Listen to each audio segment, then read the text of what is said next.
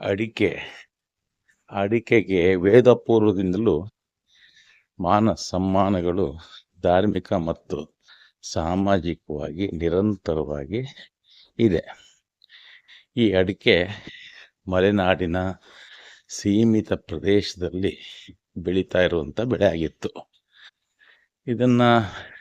ಈಗ ಇದರ ಬೆಲೆ ತೀವ್ರಗತಿಯ ಏರಿಕೆಯಿಂದ ಅಡಿಕೆ ಬೆಳೆಯುವವರು ಕೂಡ ಹೆಚ್ಚಾದರು.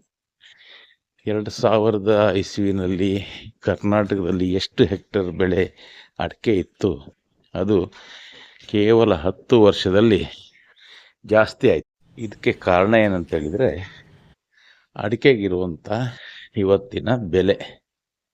ಇವತ್ತು 1 ಎಕರೆ ಅಡಿಕೆ ಬೆಳೆಯೋ ರೈತ ಕನಿಷ್ಠ 5 ಲಕ್ಷ ಆದಾಯ ಪಡಿತಾನೆ ಅನ್ನುವಂಥ ಒಂದು ಮಾತಿದೆ. ಮತ್ತಿದು ಕೃಷಿಗೆ ವೆಚ್ಚ ಕಡಿಮೆ. ಹಾಗಾಗಿ ಈ ಕೃಷಿಯನ್ನು ಪಕ್ಕದ ರಾಜ್ಯಗಳಲ್ಲೂ ಕೂಡ ಬೆಳೀತಾ ಇದ್ದಾರೆ. ಒಂದು ಕಾಲದಲ್ಲಿ ಕರ್ನಾಟಕದ ಕರಾವಳಿ, ಮಲೆನಾಡು, ಅಸ್ಸಾಂ ಭಾಗದಲ್ಲಿದ್ದ ಅಡಿಕೆ ಇವತ್ತು ದೇಶದ ಎಲ್ಲ ರಾಜ್ಯಗಳಲ್ಲೂ ಬೆಳೀತಾ ಇದ್ದಾರೆ.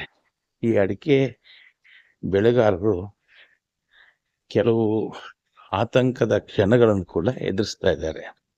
ಇದಕ್ಕೆ ಮುಖ್ಯ ಕಾರಣ ವಿಶ್ವಸಂಸ್ಥೆಯ ಆರೋಗ್ಯ ಇಲಾಖೆ ಅಡಿಕೆ ಬ್ಯಾನ್ ಮಾಡಿದೆ.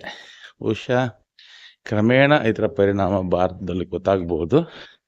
ಸದ್ಯಕ್ಕಂತೂ ರೈತರು ನಿರಾತಂಕವಾಗಿ ಅಡಿಕೆನ ಬೆಳಿಬಹುದು. ಹಾಗಾಗಿ ಅಡಿಕೆ ಬೆಳೆ ಒಂದು ಕಾಲದಲ್ಲಿ ಪಂಪ್ಸೆಟ್ ವ್ಯವಸ್ಥೆ, ವಿದ್ಯುತ್ ವ್ಯವಸ್ಥೆ ಇಲ್ಲದ ಕಾಲದಲ್ಲಿ ಮಲೆನಾಡಿನ ಹಳ್ಳ ಕೊಳ್ಳಗಳ ಕೋವುಗಳು ಏನಿತ್ತು ಅಲ್ಲಿ ಬೆಳೀತಿದ್ರು.